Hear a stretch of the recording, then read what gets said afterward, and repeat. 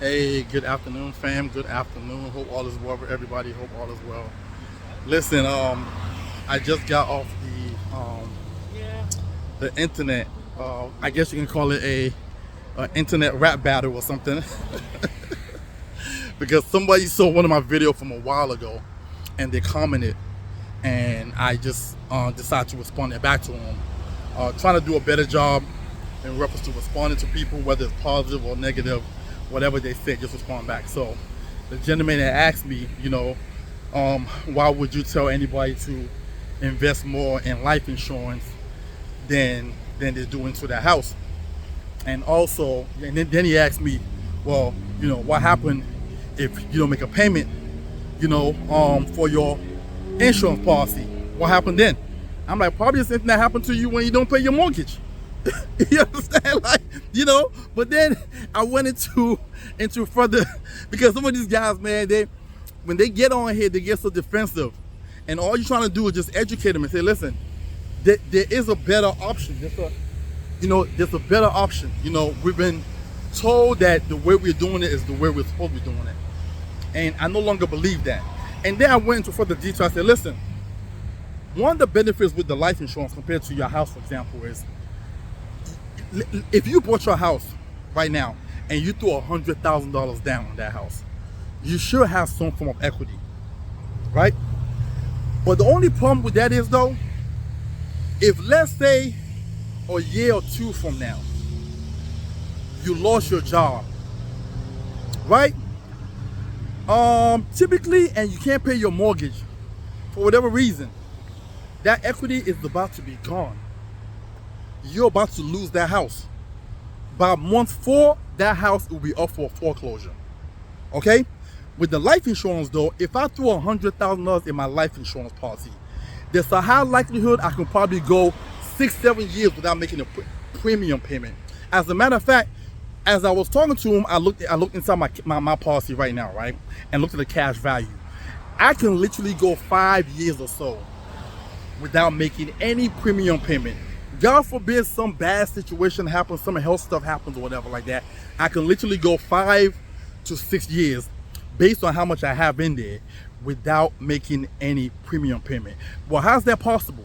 Because inside of my policy, the cash value, what happens is, if I can't make the premium payment, they start to withdraw from the cash savings to pay my premiums at a minimum level.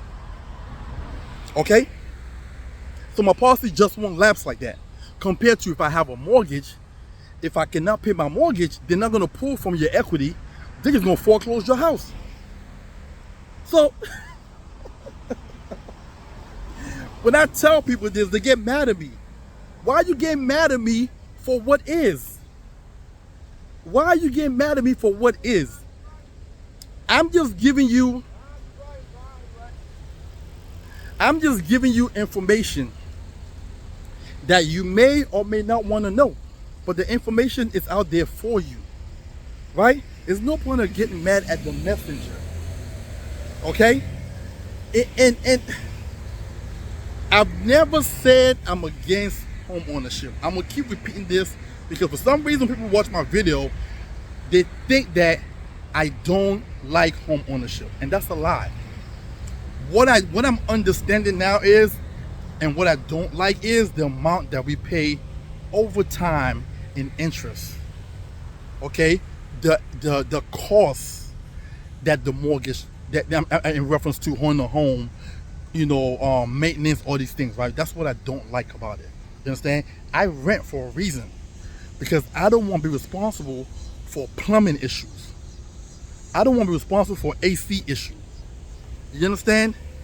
I literally sat down with a client about 2 weeks ago who couldn't get a policy because the AC is out, and he has to come out of pocket to fix that before he can do anything else.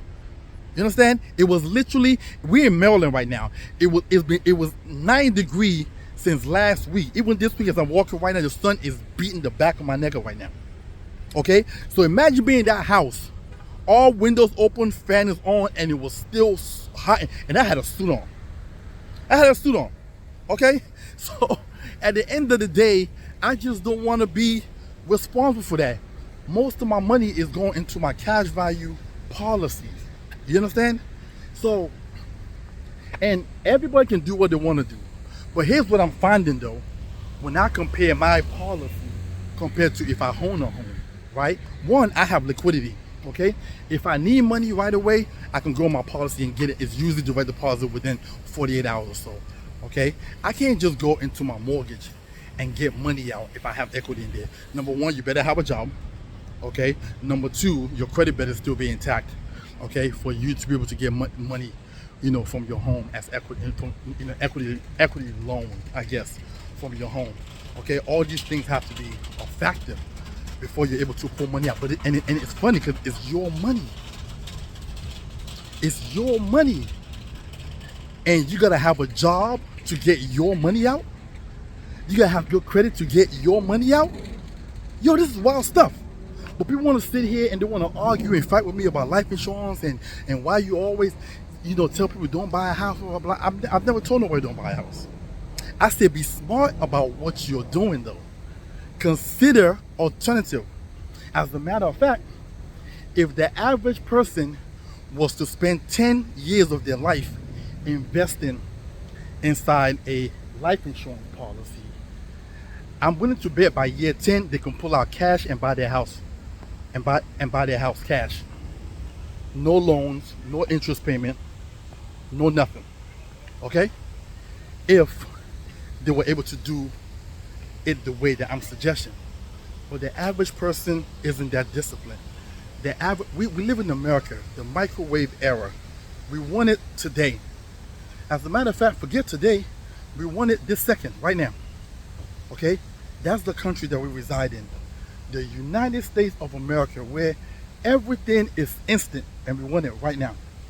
But if you understand how much thousands of dollars, possibly even millions that you're going to end up saving yourself in interest over time by not buying a house right now, but investing first and then pull money out to buy your house, you might not get as mad as you do with me. Okay? I don't want you to be mad at me. I want you to love me. I don't want you to be mad at me. You understand? But somebody has to give that information out to y'all. For some reason, this is like a secret and nobody talks about it. And because, see, I believe nobody talks about it because of the backlash that they believe they're gonna get. Nobody, because most of the people who are coming at me are people that own homes. And I guess maybe they feel a certain way, or maybe they feel like I'm saying that they did something wrong. I'm not saying you did anything wrong. All I'm saying is like, maybe there's another route. Maybe there's another route. You understand? So, listen.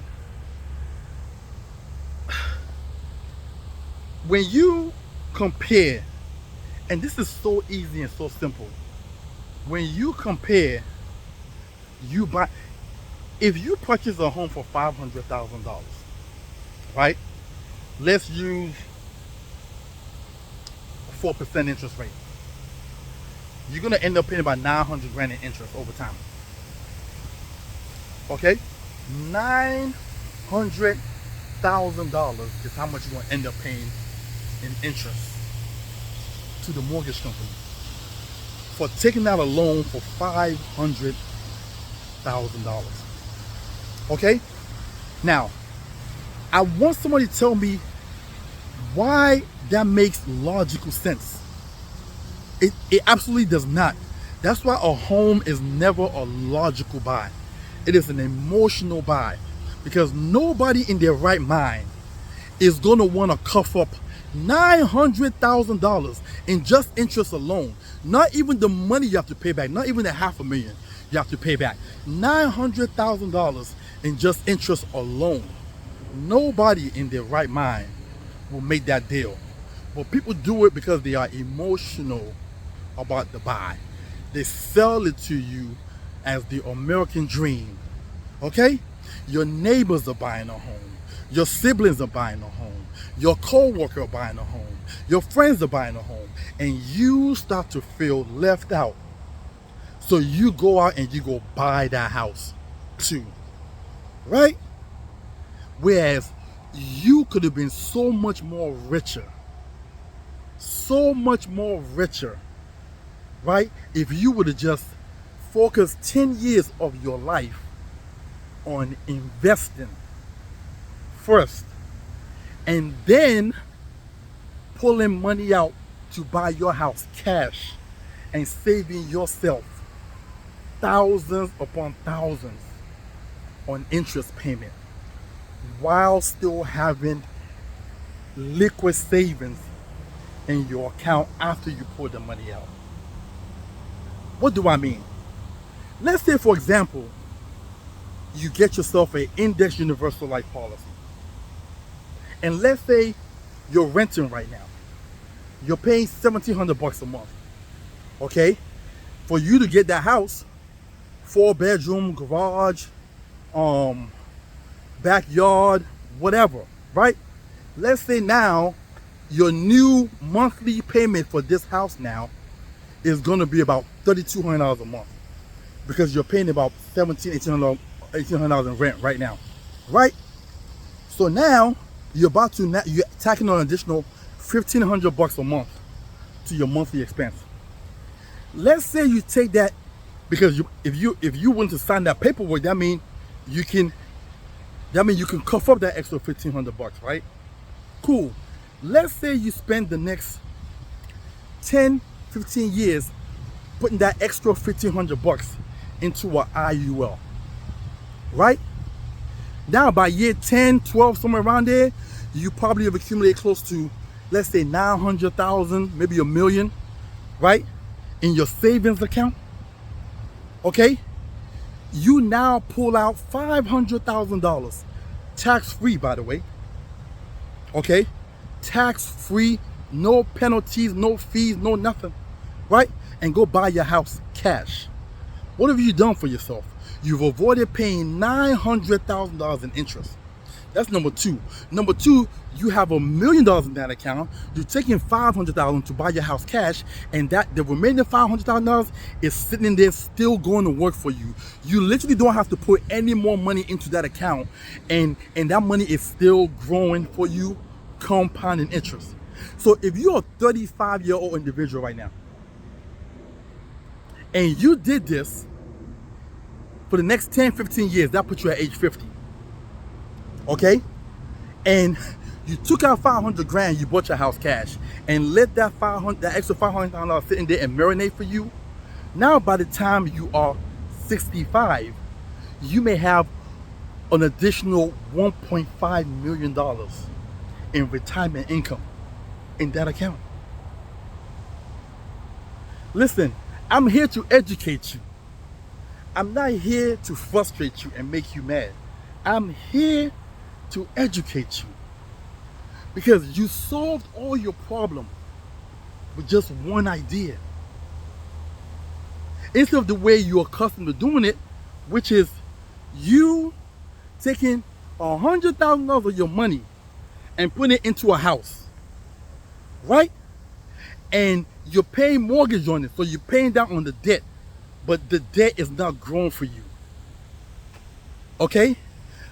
A house that you purchased for $500,000 probably won't grow to no more than $700K in 20 years of value. Okay? Probably. Okay?